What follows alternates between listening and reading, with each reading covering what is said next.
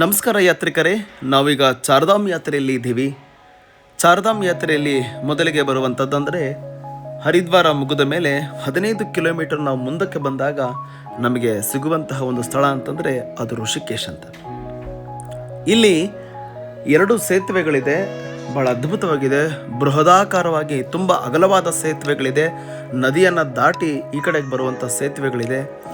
ಅಲ್ಲಿ ಲಕ್ಷ್ಮಣ ಜಾನಕಿ ಜಿಲ್ಲಾ ಮತ್ತು ರಾಮ ಜಿಲ್ಲಾ ಅಂತೇಳ್ಬಿಟ್ಟು 2 ಸೇತುವೆಗಳನ್ನು ನೋಡಿಕೊಂಡು ಅಲ್ಲಿಂದ ಮುಂದಕ್ಕೆ ನಾವು ದೋಣಿ ವಿಹಾರವನ್ನು ಕೆಲವು ನಿಮಿಷಗಳ ಕಾಲ ದೋಣಿ ವಿಹಾರವನ್ನು ಮಾಡಿಕೊಂಡು ನಮ್ಮ ಯಾತ್ರಿಕರು ಅಲ್ಲಿಂದ ಮುಂದಕ್ಕೆ ಬಂದು ದೇವಸ್ಥಾನಗಳಿದೆ. ಶಂಕರಾಚಾರ್ಯರು ಸ್ಥಾಪನೆ ಮಾಡಿರುವಂತಹ ಒಂದು ಲಿಂಗು, ಸಾಕಷ್ಟು ದೇವಾಲಯಗಳು ಇಲ್ಲಿದೆ. ಅದನ್ನು ನೋಡಿಕೊಂಡು ಇದು ಜಾನಕಿ ಜಿಲ್ಲಾ ಅಂತೇಳ್ಬಿಟ್ಟು ಒಂದು ಸೇತುವೆ ನೀವು ನೋಡ್ತಾ ಇದ್ದೀರಿ. ಭಾಳ ಅದ್ಭುತವಾಗಿ ತುಂಬ ಅಗಲವಾದಂಥ ಈ ಒಂದು ಜಾನಕಿ ಜಿಲ್ಲಾ ಅಂತೇಳ್ಬಿಟ್ಟು ಒಂದು ಸೇತುವೆ ಭಾಳ ಅದ್ಭುತವಾಗಿದೆ. ಬಟ್ ನಾವೀಗ ಮೊದಲಿಗೆ ಸ್ಟಾರ್ಟಿಂಗ್ ಬಂದಿರೋದ್ರಿಂದ ಮಳೆನೂ ತುಂಬ ಕಡಿಮೆ ಇರುತ್ತದೆ, ನೀರು ಸ್ವಲ್ಪ ಕಡಿಮೆ ಇರುತ್ತೆ. ಇನ್ನು 1 ತಿಂಗಳು ಕಳೀತು ಅಂತಂದರೆ ಈ ನದಿಯನ್ನು ನೋಡಲಿಕ್ಕೆ 2 ಕಣ್ಣುಗಳು ಸಾಲೋದಿಲ್ಲ, ಅಷ್ಟು ಅದ್ಭುತವಾಗಿರುತ್ತೆ.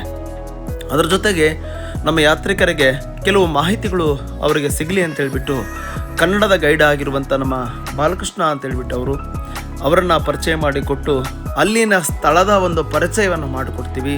ಅವರು ಚಾರ್ಧಾಮ್ ಎಷ್ಟು ಕಿಲೋಮೀಟ್ರ್ ಆಗುತ್ತೆ, ಯಾವ್ಯಾವ ಧಾಮಗಳು ಎಷ್ಟು ಕಿಲೋಮೀಟ್ರ್ ಆಗುತ್ತೆ, ಇಲ್ಲಿಂದ ನಾವು ಚಾರ್ಧಾಮ್ ಯಾವ ರೀತಿ ಮಾಡಬೇಕು ಅಂತೇಳ್ಬಿಟ್ಟು ಭಾಳ ವಿಸ್ತಾರವಾಗಿ ಕೆಲವೊಂದು ಕಥೆಗಳ ಮೂಲಕ ಕೂಡ ಅವರು ಹೇಳಿದ್ದಾರೆ.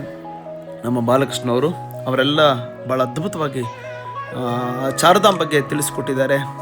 ಅದನ್ನು ಮುಗಿಸ್ಕೊಂಡು ಅಲ್ಲಿಂದ ನಾವು ಮುಂದಕ್ಕೆ ಒಂದು ದೋಣಿ ವಿಹಾರವನ್ನು ಮಾಡಿಕೊಂಡು ಸೇತುವೆಗಳ ಮೂಲಕ ನಾವು ಮುಂದಕ್ಕೆ ಬರ್ತೀವಿ. ಭಾಳ ಅದ್ಭುತವಾಗಿದೆ ಇದಂತೂ.